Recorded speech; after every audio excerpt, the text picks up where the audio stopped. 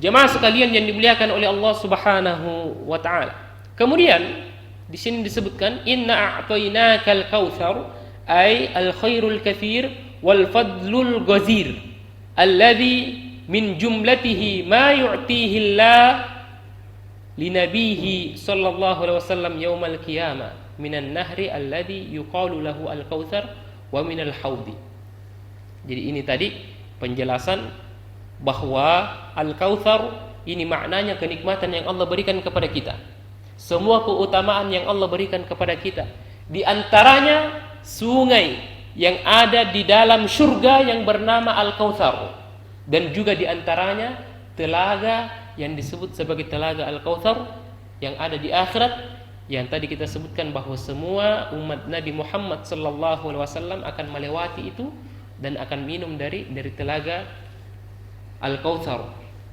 Ma'asyiral muslimin wal muslimat jamaah maghrib yang dimuliakan oleh Allah Subhanahu wa taala. Kemudian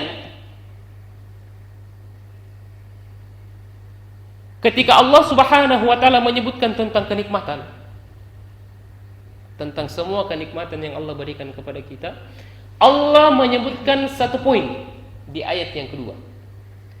Fasholli li rabbika wanhar. Fasholli li rabbika wanhar.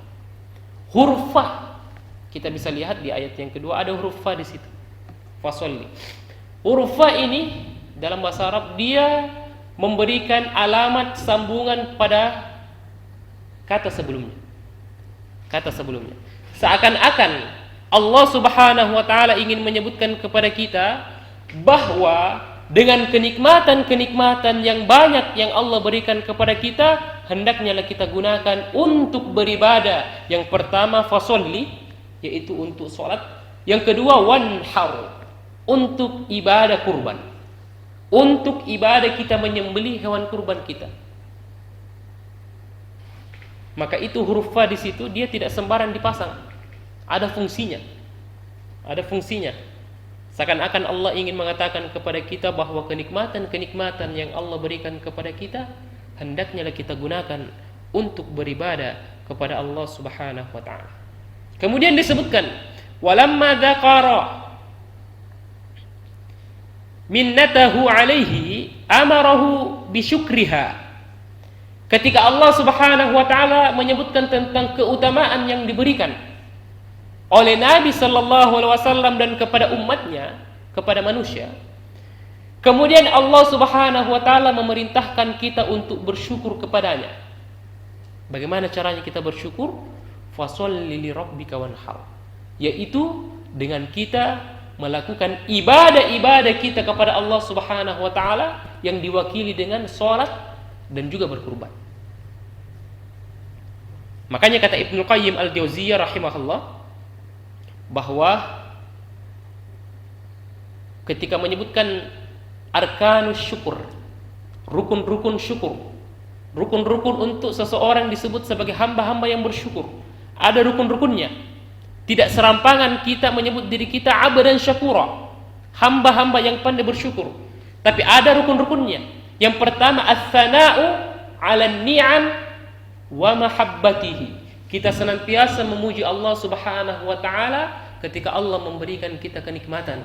Kita senantiasa memuji Allah dengan bentuk kecintaan kita kepada Allah Subhanahu wa taala.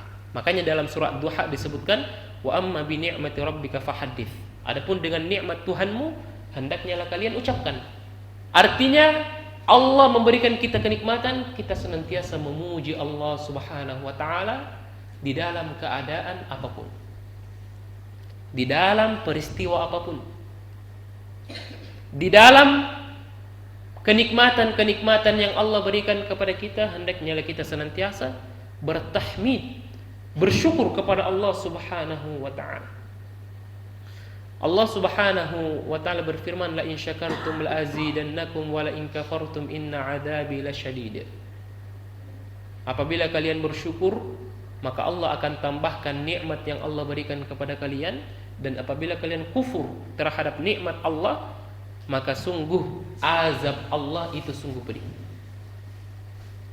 Maka kesyukuran jamaah sekalian adalah sebuah perintah yang hendaknya kita tunaikan, Yang pertama, rukun pertama hendaknya kita memuji Allah. Rukun yang kedua, wal amalu bi ta'atihi, kita senantiasa melakukan amal-amal ketaatan kita kepada Allah Subhanahu wa taala. Allah memberikan kita kenikmatan, Allah memberikan kita motor misalnya. Kita gunakan untuk datang ke kajian-kajian. Kita gunakan untuk datang ke masjid-masjid Allah. Allah memberikan kita anak, kita gunakan anak sebagai fasilitas kita untuk mendekatkan diri kita kepada Allah Subhanahu wa taala. Allah memberikan kita handphone kita, memberikan kita kenikmatan yang kita gunakan setiap hari. Maka kita gunakan untuk mendekatkan diri kita kepada Allah, mendengarkan ayat-ayat Allah, mendengarkan kajian-kajian, ta'lim, mendengarkan ceramah di dalam HP kita. Sesederhana itu kita bersyukur kepada Allah Subhanahu wa taala. Makanya Allah Subhanahu wa taala berfirman, "I'malu ala Dawud syukra wa qalilun min ibadiyasy syakur." Beramallah wahai keluarga Daud sebagai bentuk implementasi kalian menjadi hamba-hamba yang bersyukur kepada Allah Subhanahu wa taala. Nabi Nuh digelari sebagai abdan syakura, hamba-hamba yang pandai bersyukur, sebagaimana yang disebutkan dalam surah Al-Isra. Mengapa Nabi Nuh alaihi salam digelari sebagai abdan syakura? Nabi Nuh adalah nabi yang senantiasa istiqamah dalam ketaatan